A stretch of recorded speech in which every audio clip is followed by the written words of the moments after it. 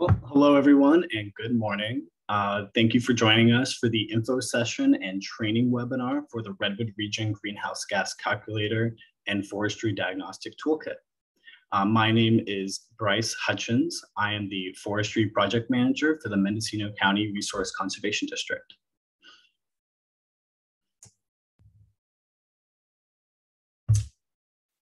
And Bryce, I guess this is my opportunity to introduce myself. Is that correct? Yes, it is, John. Thank you so much. I'm John Nickerson. I'm a registered professional forester in Ukiah, and I work with the Mendocino Resource Conservation District on this. And I'm also a proud board member of the Sierra Institute, and I think that some of the Sierra Institute staff may be on this today. Welcome, everybody. And then the next person I'd like to introduce is Mary Maeda. Hello, everyone. I'm Mary Maeda. I'm a forester for the Natural Resources Conservation Service. Prior to my appointment here, I was the forester for the Mendocino County Resource Conservation District.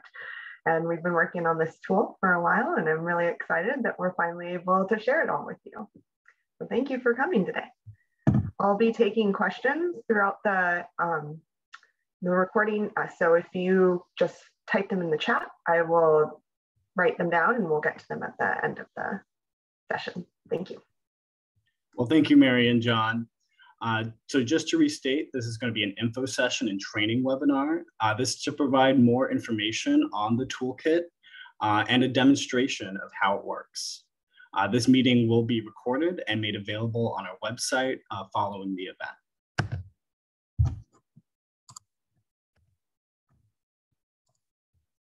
So a first note on our funding partner, North Coast Resource Partnership, NCRP, is a collaboration between tribes, counties, and other diverse stakeholders. NCRP enhances the watersheds and communities of the North Coast region and the quality of life for all. Through the Regional Forest and Fire Capacity Program, NCRP is developing a North Coast Regional Priority Plan that will include a comprehensive and integrated set of strategies, actions, and projects to support forest and community health and long-term resiliency to wildfire. This project is part of that effort. The Mendocino County Resource Conservation District is a non-regulatory public agency providing conservation leadership for voluntary stewardship of natural resources on public and private lands. We work with communities to protect and restore natural resources in a landscape that supports agriculture, urban areas, and wildlands. Our other two partners are Climate Action Reserve and Dogwood Springs Forestry. Climate Action Reserve has a mission to develop and promote and support innovative, credible, market-based climate change solutions that benefit economies, ecosystems, and societies. Dogwood Springs Forestry is a private forestry consultancy run by John Nickerson, an RPF.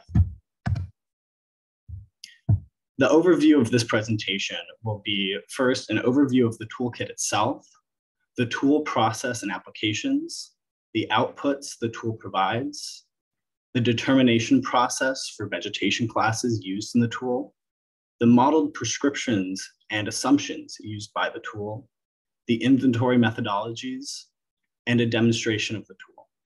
We will follow the presentation with a question and answer session. So please direct your questions during the presentation to the whole chat or to Mary Maeda, and we'll address those at the end of the meeting. There are three components of this toolkit: the Redwood Region Greenhouse Gas Calculator and Forestry Diagnostic tool itself, a training manual and standard inventory methodology, and this training webinar. All of these materials are made available on our website. You can follow it by this link. The intended end users for this toolkit are both natural resource professionals, foresters, and non-technical forest landowners and land managers. So you're definitely in the right place. The process for this tool is a vegetation classification system. This taxonomy was developed to identify forest stands common in the Redwood region. There are over 160 different stand types modeled to produce the outputs for this tool. End users will input their own inventory data, which will then determine the appropriate vegetation class. End users will then be able to display the outputs for this pre-modeled vegetation class. These tool outputs provide an easy to access process for producing various metrics such as trees per acre, basal area, quadratic mean diameter, stand density index, timber volume in board feet, standing carbon, and much more. It is important for end users to understand that the inventory data is not being modeled independently. It is simply being used to determine a vegetation class that has already been pre-modeled. This is to streamline the whole process and take pressure off potential end users for doing these modeling calculations themselves. The outputs provided by this tool will help end users identify management options and facilitate forest management decision-making. By providing a comparison of forest conditions at baseline with various treatments and with simulated wildfire, this tool will assist end users in assessing where treatments will be the most effective. End users can examine the various trade-offs between outputs under these scenarios. Essentially, this tool can help end users determine where they will have the most bang for their buck in terms of implementing treatments on the ground.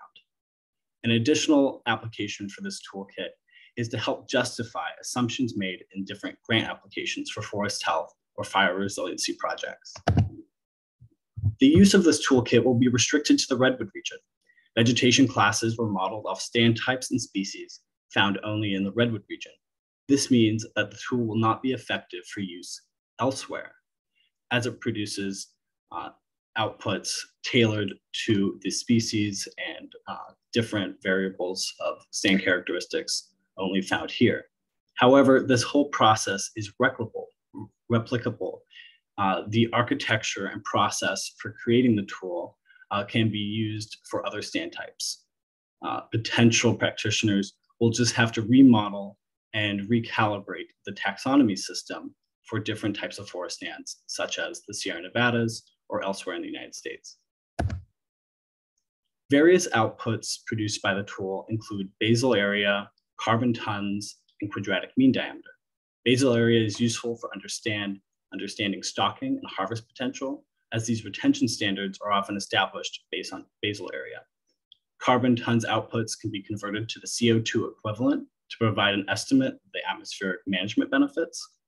And quadratic mean diameter is a useful metric following thinning operations to determine the effectiveness of the thinning to remove smaller understory forest vegetation.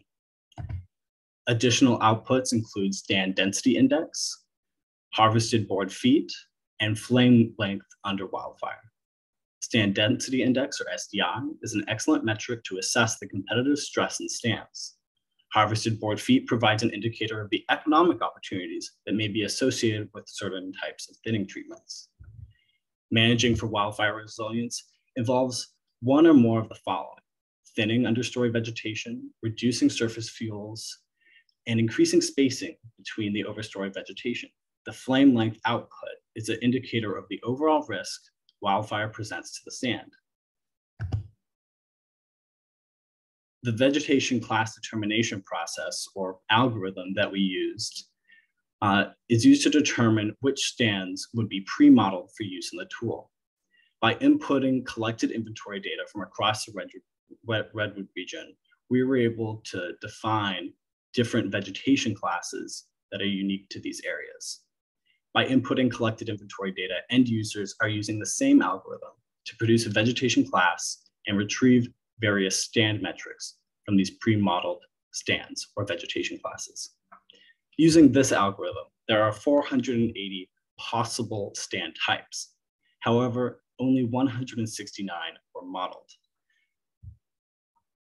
Not all of these stand types were modeled because not all are receptive towards thinning treatments. For example, a size class 1 stand with all trees below 6 inches is not likely to be thinned for fuels reduction purposes. A size class 2 only involves medium and dense stands. Thinning treatments are not likely to occur in these types of stands and were subsequently not modeled as part of this tool. This is an overview of the vegetation class structure. It is broken into 2 components representing the overstory vegetation and the understory vegetation.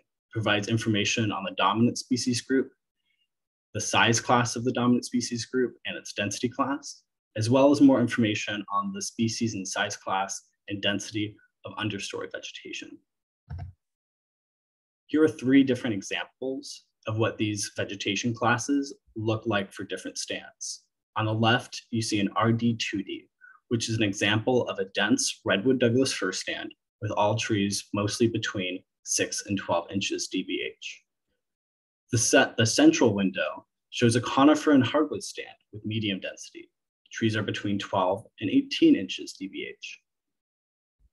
The window on the right shows a dense Redwood Douglas fir stand with trees between 24 and 30 inches DBH, with a low understory of conifers and hardwoods. Through this toolkit, or through this tool, we modeled a couple different common prescriptions into different scenarios. The first prescription is the do nothing option or baseline. This grows out the stand for 100 years and gives you metrics for what serves as a sort of control or no action alternative.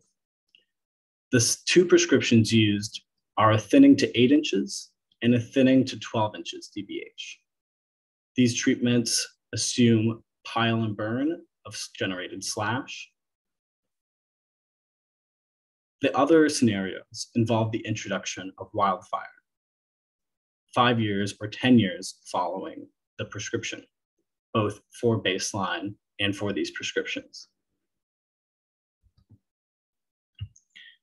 This is an example case.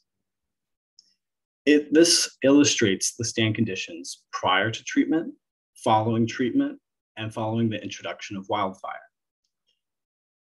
The image on the bottom left shows the stand 100 years following treatment.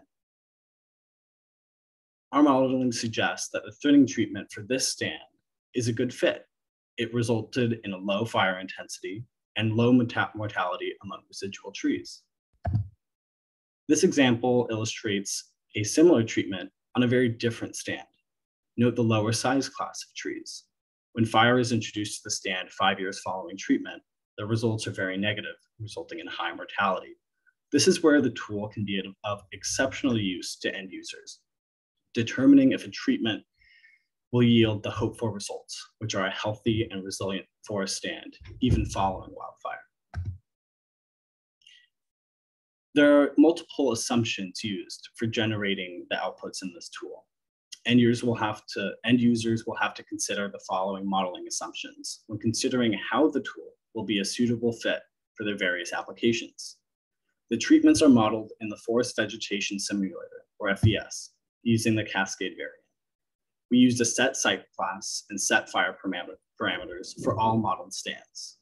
FVS does not model shrubs well, and there are also peculiarities with resprouting trees.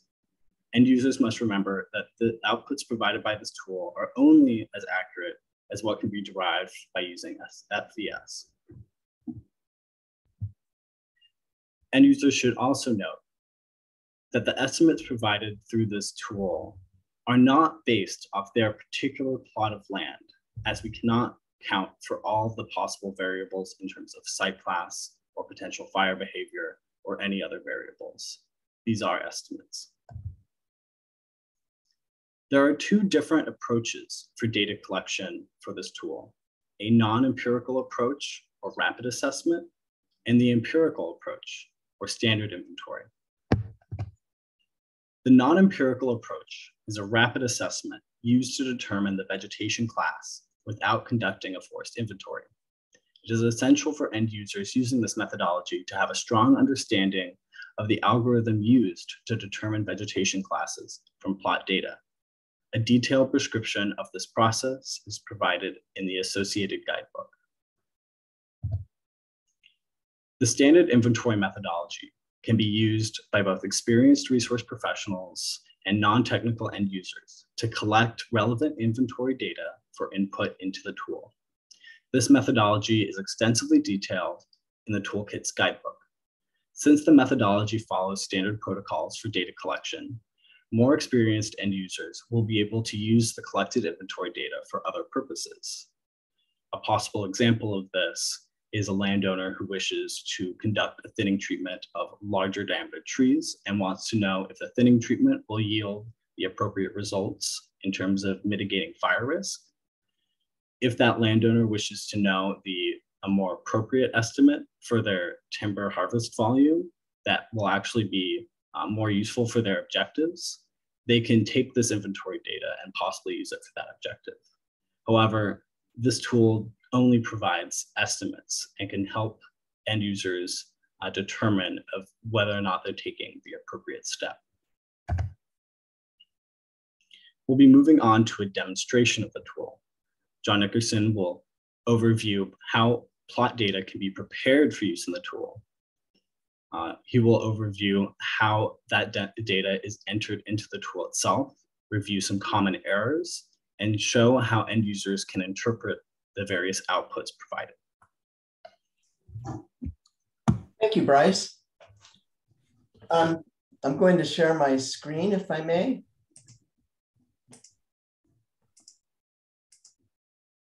And I believe everybody can see it now. Bryce, a nod from you would be helpful. Yeah, great. That's great, John. Yeah, before I get started, Mary mentioned at the beginning of the presentation that we've been working on this for a long time. The idea has been around for a long time. In my office, I have a set of whiteboards that I'm looking at right now. And Mary was over here probably 5 or 6 years ago, and we had this idea of developing this tool so that foresters and landowners could use it to help develop their management plans and that sort of thing, and get some insight on management options. And so we wrote these ideas all over the whiteboard, and the concept of the tool is up there on the whiteboard still because we used permanent markers. We didn't intend to, but it remained there for a long time. So I'm going to talk about the tool now as it's been developed, and there's still so much more work that could be done here.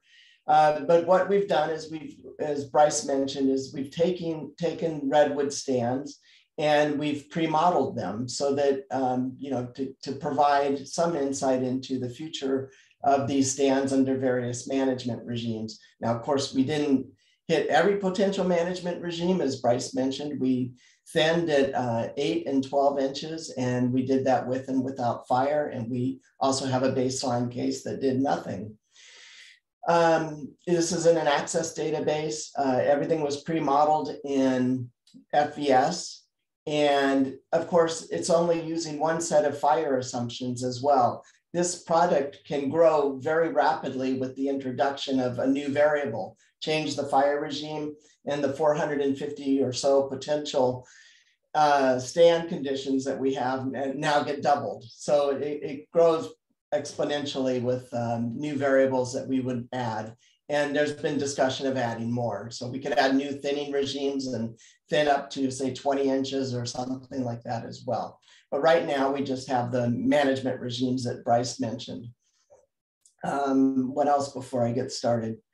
Well, maybe I'll just go ahead and jump in. So this is what it looks like. The users can come in and they can put in their project name. The application works currently for one stand at a time.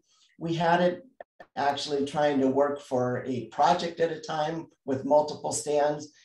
And it worked, except for sometimes we had problems. With time, we'll probably go back to that. But for now, the tool works with one stand at a time.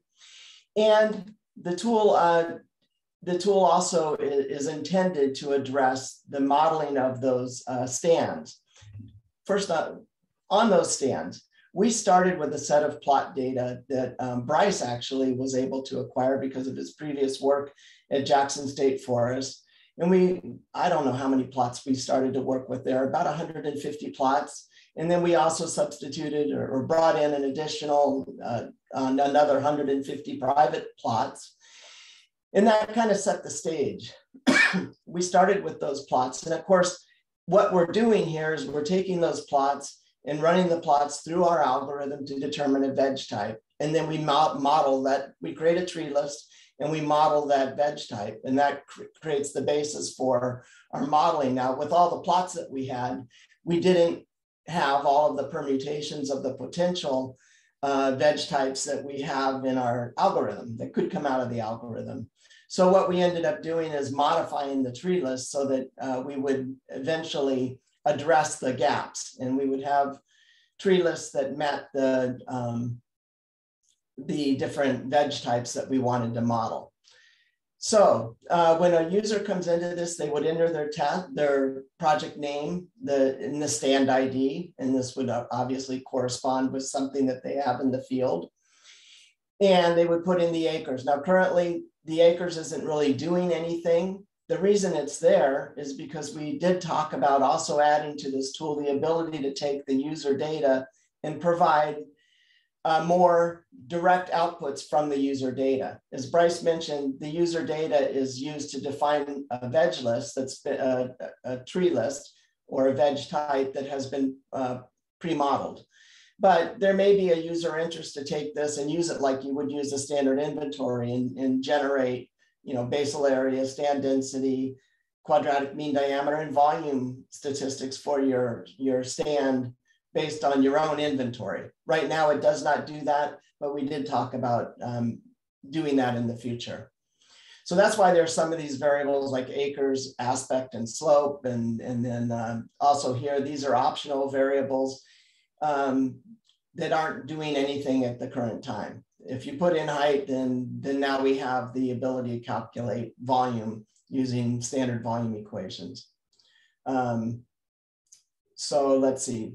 Then you would put in your plot number, and I put in some, I've pre-started some of the plots. So I have plot 1, and you can see that you simply put in your plot number, your tree number 1 through X, your species. Now in the user manual, we specify what species codes to use, and then the diameter. Everything works off of basal area, so you don't need anything more than diameter.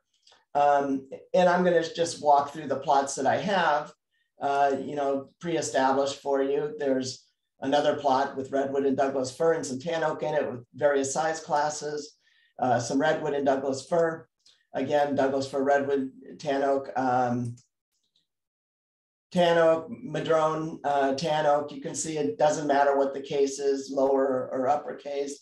And another plot 6, and I think that's it. So we go to the previous plot, and I want to show you that just with those plots, you can click this button, and what it does is it will generate a report that shows what the veg list is for each of the plots. So it runs through the algorithm and calculates the veg list for each of the plots, shows what the basal area is. Now this is based on the project data, and you can input your plots either using basal area, variable radius sampling, or fixed radius. And in this example, I use both. Normally people wouldn't do that, but just for the example I did. Let me just walk through the plots again.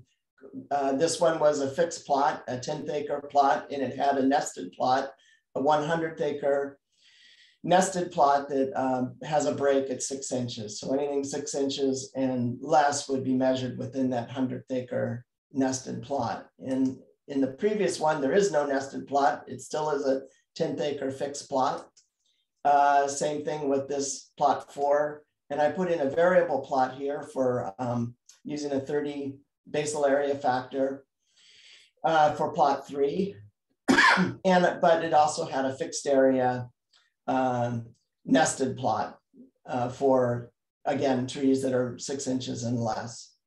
And plot 2, the same sort of thing. Plot size was kind of odd there. That's probably my own error. That shouldn't be a whole acre there for a nested plot. I'm going to fix that right now.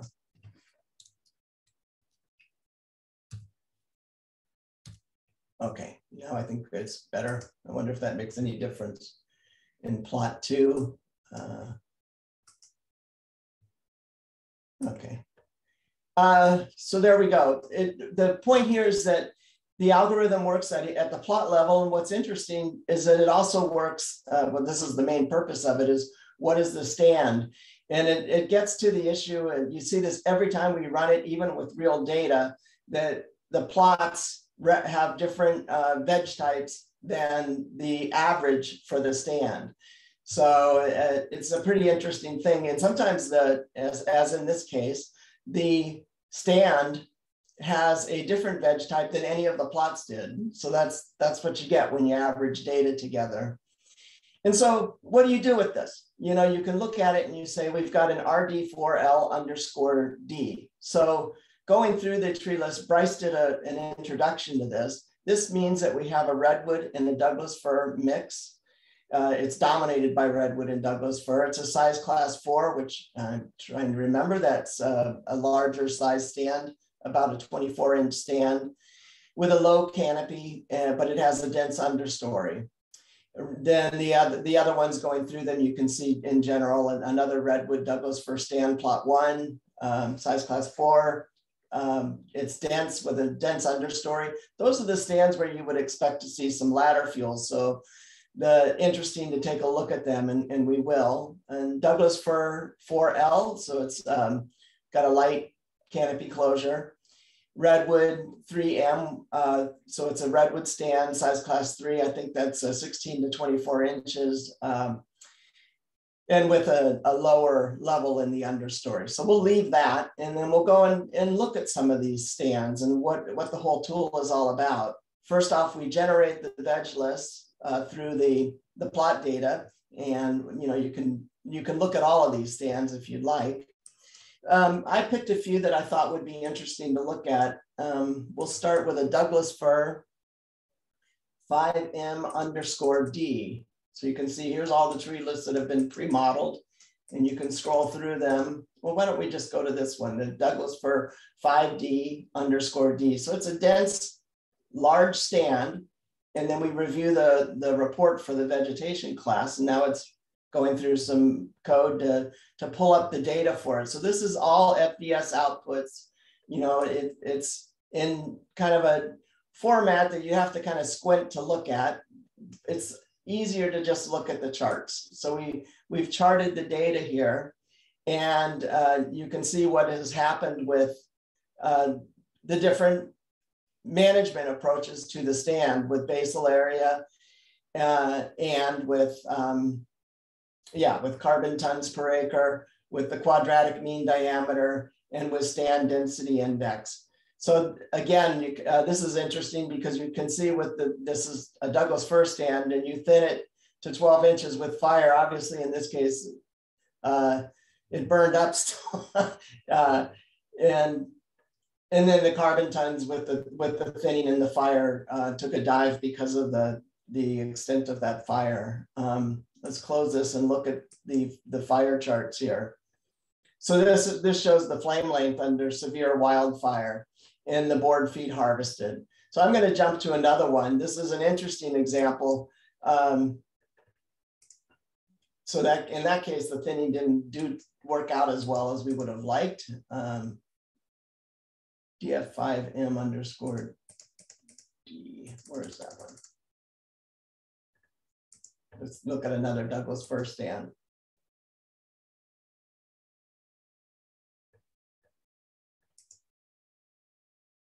So anyway, you get the gist of it. Is that for each of the stands, we've managed them with the thinning to 8 inches with fire, thinning to 12 inches, the baseline with fire. In this case, the baseline with the fire burned pretty hot, and then FVS has some automatic regeneration assumptions that were put into it. I wanted to show too a redwood stand. Redwood is interesting because of the sprouting of redwood. Let me scroll down to redwood.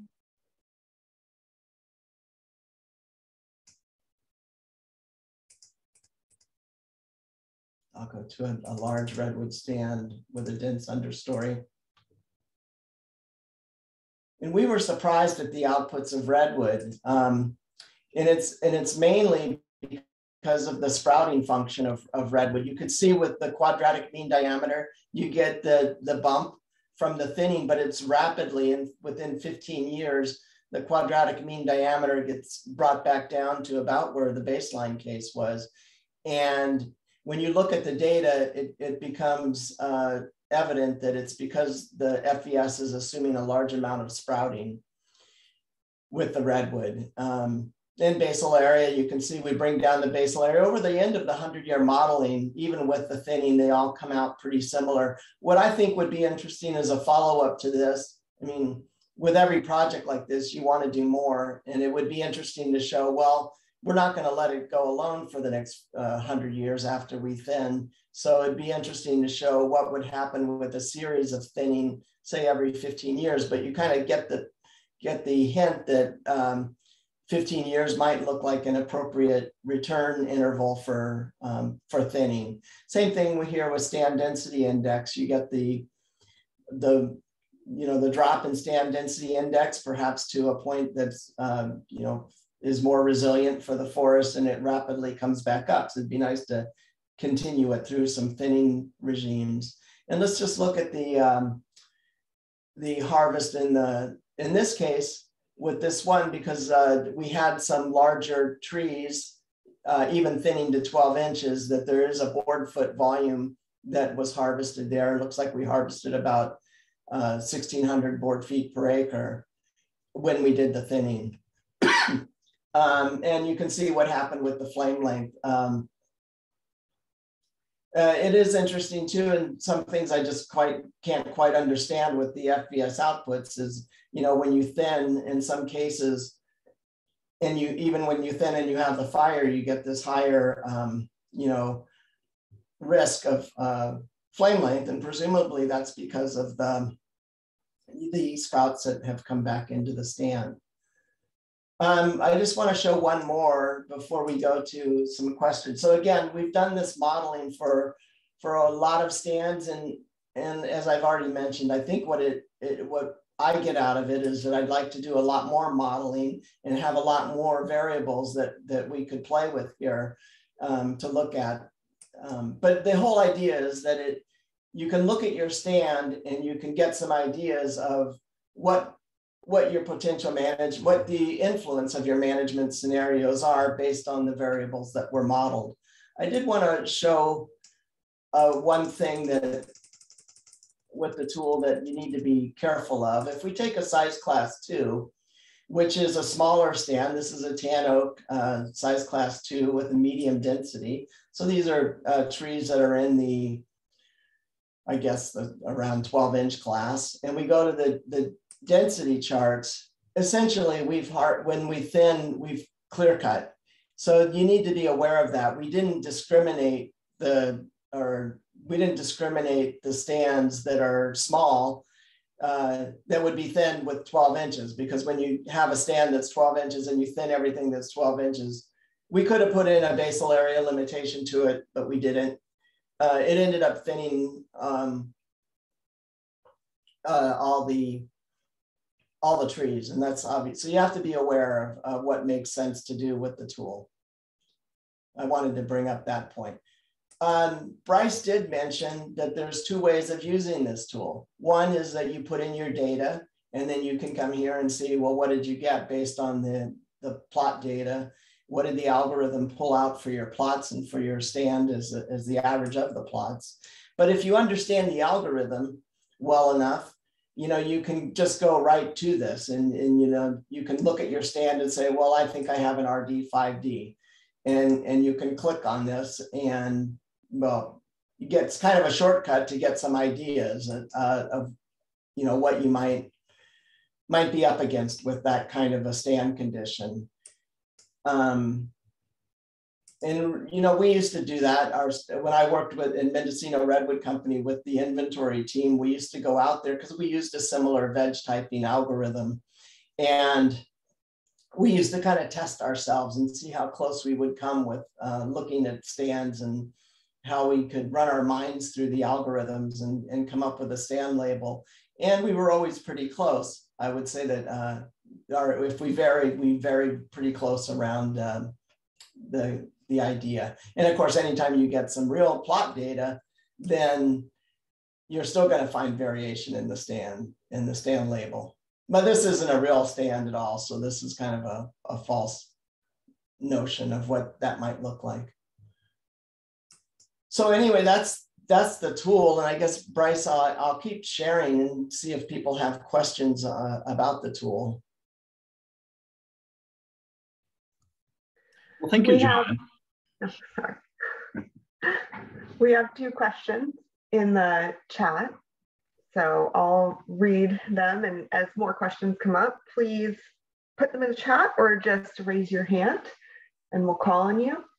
So the first question, John, is your underlying vegetation classification using or at least compatible with the US National Vegetation Classification? I would say, no, I don't know. I doubt it. We came up with this veg classification ourselves, trying to tease out pretty minor details in Redwood stand structure. So I don't know. So I looked this up during the presentation. It looks like the National Vegetation Classification is more of a description of the plant communities. And so it is a different type of classification, where this tool, we needed to know exactly or generally size classes and structure, because that is what the FES, the growth and yield modeling, needs. And it looks like the US NVC wouldn't provide that, but it is, you could take your data or the veg class that you're using for this tool and relate it to the National Vegetation Classification.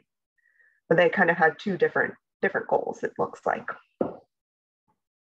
Yeah, we attempted to get at pretty small variations in stand structure to identify, you know, when it makes sense to thin ladder fuels and when it doesn't make sense. And as Bryce showed in his example, when when a thinning doesn't help at all, it still is going to burn up the stand, even with based on the fire assumptions that were modeled.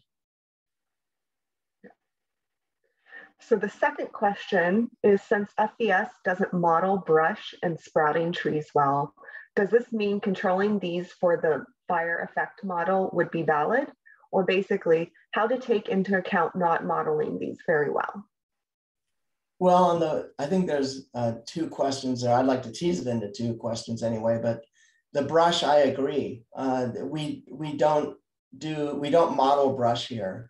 And we did talk about that as we were preparing for this presentation, that this is all about a forest stands that have, you know, come to a point where they are identified with trees, and we can run them through the algorithm, but it doesn't deal with ceanothus and manzanita, you know, and early successional stands. That would be nice to integrate into this, because I think, I mean, I have a forest stand myself that burned in the valley fire, and I'm up there thinning ceanothus now, and it doesn't, this tool won't touch that. Now with redwood sprouts, you know, the FES has recently improved its modeling of redwoods. I think most people know that redwoods was a latecomer to FES, and it still is being improved. And I guess I do have some questions on the sprouting assumptions with redwood. We talked about that as we saw the outputs from the redwood stands. Should we turn them off? And we didn't feel like we had the justification for turning it off, because you can turn off the sprouting or you can adjust it, but we accepted what FES gave us. It would be interesting to do that. Yeah, Larry Wilson did suggest you can fake brush in FES by adding a tree species that's not in your stand and using FES keywords to stop their height growth. So there are ways to get around things in FES, but for our purposes, because we were trying to be as general and standard as possible, we went with looking mainly at the tree species and using what FES has in their modeling right now. And I think great suggestions for future work too. There's obviously a lot more that can be done with this. Definitely. Someone asked, can someone describe the thinning regime? Yeah, let's see. So I think what we did was I thought that I could open it up, but we did thin to using a maximum diameter class as 8 inches or 12 inches, depending on the variable that was used. And believe that we did assign minimum or retention basal area to it. So, yeah, that's what we didn't discriminate between tree species. It was a thinning of tan oak, of madrone, and conifers. John, did that answer your question, or were you wondering about the timing, or wanted to go over the different size classes that were being thinned? You can go ahead and unmute yourself, I think, and let us know. Yeah, thank you. I was looking more to see how heavily a stand would have been thinned if it was, and if it was even through size classes or larger or smaller size classes hit unequally. Just a sense for how the stand was manipulated. We thinned from below in every case. The whole purpose of this was to thin for resiliency, not thin for volume or that kind of thing. So we were thinning from below. I should have mentioned that, and to a retention basal area. So that's the issue sometimes when, sometimes we would wipe out a whole smaller size class, and that might be fine. But we thin from below up to 8 inches and up to 12 inches with some retention guidelines. And I'll share we can share the modeling parameters with you, with the whole group. Okay, thank you, John.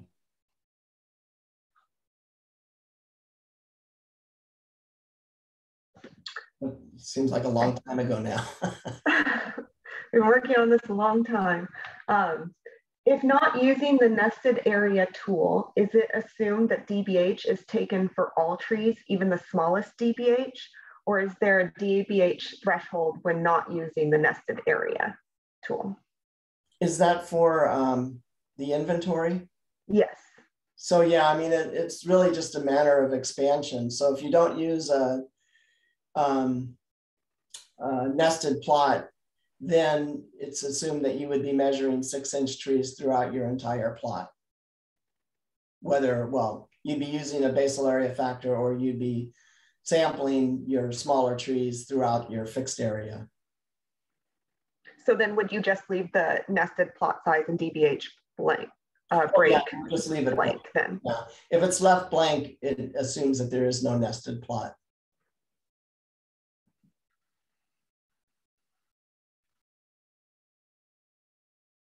How were flame lengths per stand type modeled? The flame lengths were outputs from FVS. So that is an output that comes from FVS, and it's gets back to how we modeled the fire.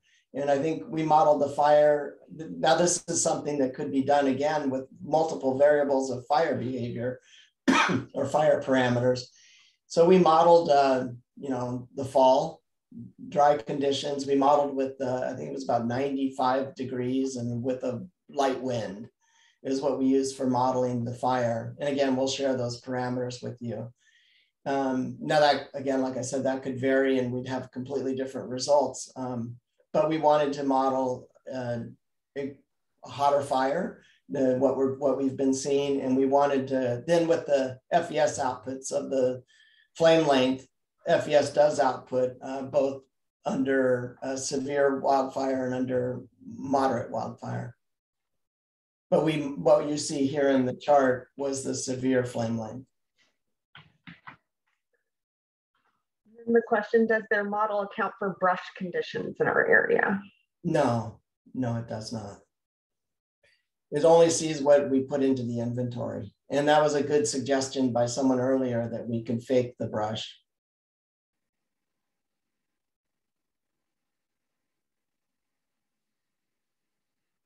Yeah, especially for what we're trying to do here. Of course, when you fake the brush, we probably wouldn't see a lot of change. I guess that we would in the QMD and the stand density index. That would be interesting to see how that came out too. We did not model brush with this or even attempt to fake it.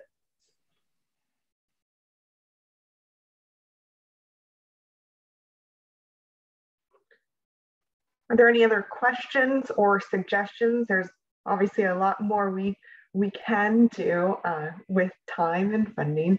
So it's nice to just have those as, in our back pocket should something come up that we're able to continue manipulating this.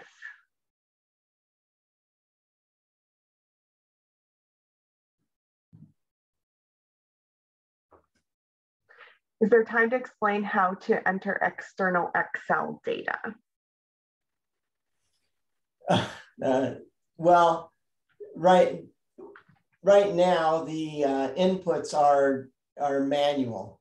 Bryce brought that up early in our work, and we could create a platform to facilitate that. We could help with that. But it'd be important to make sure that you have your field names the same as what we use in the model. And by the way, the field names, I can show that on the screen here, but all of the tables are based on FVS tables. You can see that we have the FVS plot initiation or init table and the stand init. These are tables that FVS has. And the idea here is that if people wanted to input their data and run their own data through FVS, they wouldn't have to do any additional work because they'd already, they would have to put in the variant that they wanted to model it through and that kind of thing. But the basic structure of the FVS tables is there, and it wouldn't require a lot more work so that you can model your own data.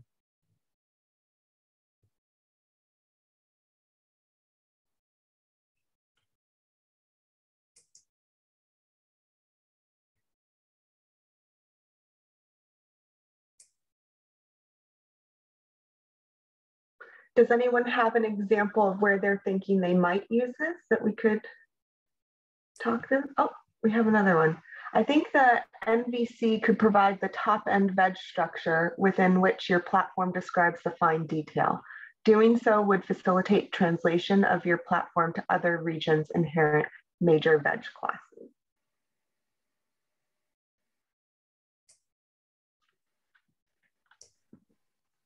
Maybe Michael could elaborate on that.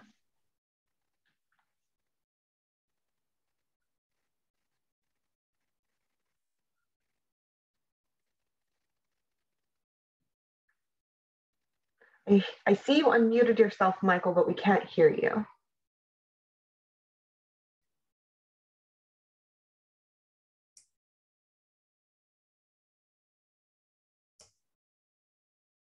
So we did talk about using the same tool in a mixed conifer forest. And, presumably things would be similar, but we did see variation in just redwood stands compared to Douglas fir stands, presumably because of the sprouting of redwood. So there would be some differences. And of course, the mixed conifer are going to grow differently than redwood and Douglas fir. So it would be interesting to make the shift, but I think it would require modeling all the pine and Douglas fir and incense cedar associated with the mixed conifer stands, black oak. Yes, one of the good things about this project and this tool is that it is, like Bryce said, a platform that we could replicate in different regions, but it would require more modeling for that specific region. Yeah, and I don't think that we need to go out and find plots every time from real plots. I think the main point is to try and develop plots that represent the veg classes that we're modeling, and that's good enough. As I mentioned, we had to fill in the gaps ourselves because we didn't have every veg type that's a potential veg type through our algorithm. So we had to adjust the tree list so that when we ran them through the algorithm, they came out the way we wanted them to fill in for all of the different potential veg types.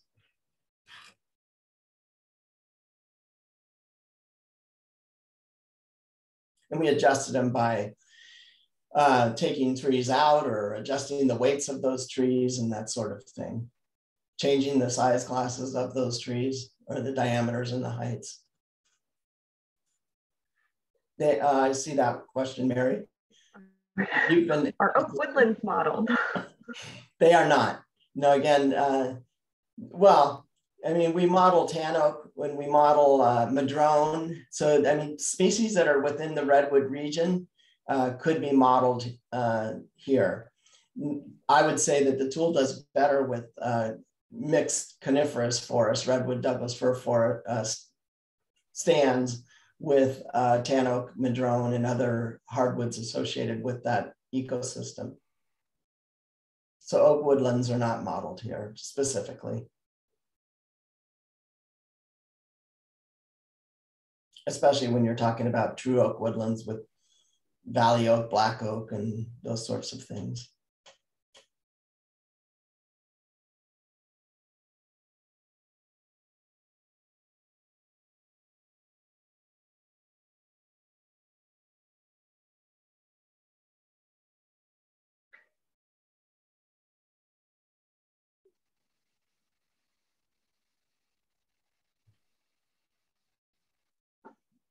Any more questions or comments? This is a good time to ask because we have the creator online with us right now. Hear it directly from the horse's mouth.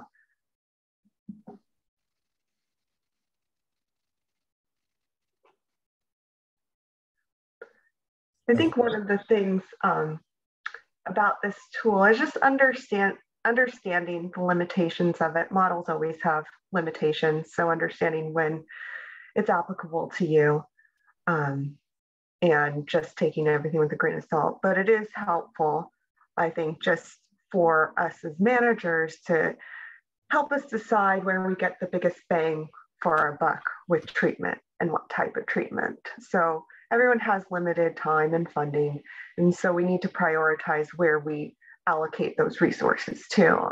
And we hope this tool will help us as managers decide where to allocate those resources, what's going to be the best use of that time and funding. Oh, is there any plan to expand on vegetation models like oak woodlands? I think that's an RCD question. Right now, I don't think we have any plans, at least in our area. Other organizations may have plans to do that, but not right now for us. And then natural resources and department conservation are working on development of new LiDAR outputs. These may provide a good ground truthing your algorithms. That's great. I'd like to learn more about that. Well, that would also help to shortcut the decision to what kind of stand type you have potentially as well. But there'd probably have to be some algorithms associated with that LiDAR data to get you there.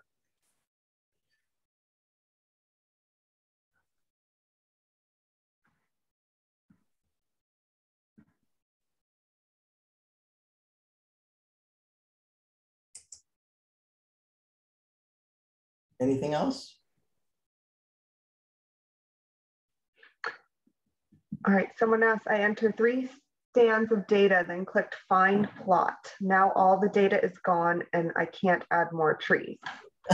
Well, I think that that's a, let's see, Bryce, we talked about this too, is that there may be some early errors that we will work to correct. And this is version 1. And Bryce, you want to talk about how we plan to put up subsequent versions of the tool? Yeah, so after this webinar is released, we'll be updating a web page where it's hosted. And so we'll have a frequently asked questions option. People can also direct questions to a dedicated email. And so we're going to have kind of different batches of questions that we can respond to.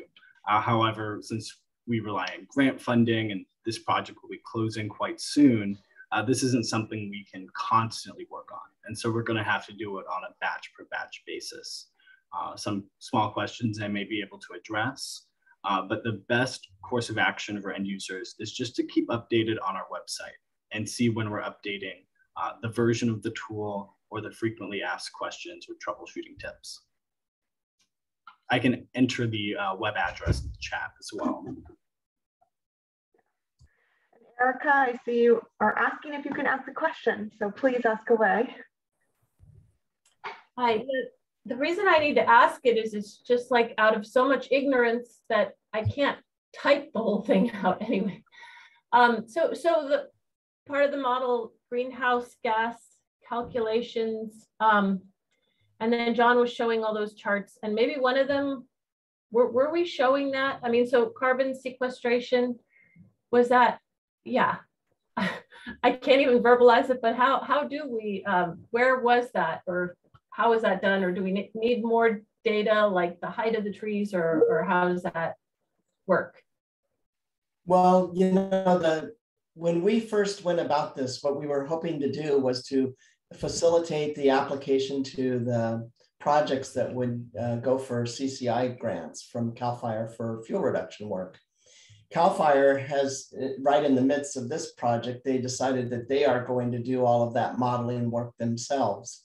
So they do that in-house. So we kind of modified our approach to focus on diagnostics, other stand diagnostics, but all the data is there as well that one could take from the model outputs, because you have the with and without fire, and you have the with and without thinning. And of course, the data continues on out for 100 years, longer than what is required for the CCI grant. So all the data is there if somebody wanted to kind of pre-test their stands before submitting their project to CAL FIRE. So actually, and can you just show us real quick again where we can see from your pane, where we can find those? Yeah, let me go to a stand that is likely to make a difference. This is a Redwood Douglas fir stand, medium density with a dense understory. So when you scroll down here to the standing carbon data, this would show it here. So you can see the graph of it, you know, in the graphs that I was showing. It's not as exciting to show just pure data like this, but the data is here that one can take and plug into the CAL FIRE tool to determine if there is a benefit or not. So Erica, I hope that answers your question. But we don't do it here. We're not calculating the greenhouse gas benefits. We went more toward just a stand diagnostics tool, since we don't want to be pretending that we're doing the modeling for CAL FIRE.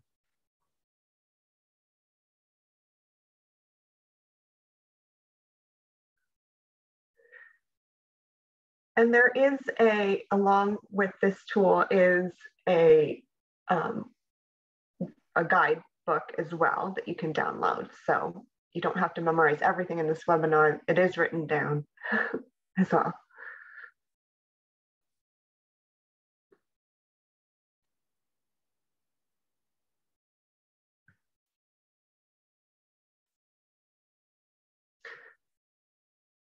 All right, what do we do to get the plot and stand data?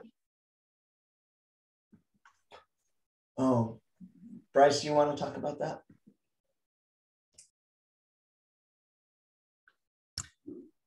I'm a bit confused. You mean to get the plot and stand data out of the tool, or to collect it into the field?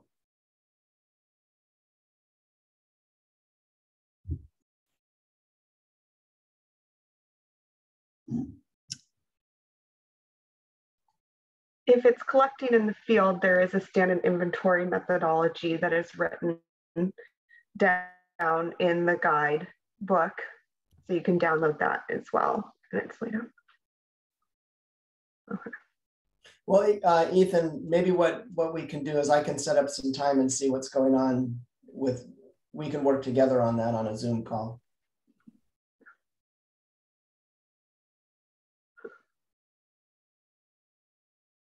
All right, so it is after 10 now.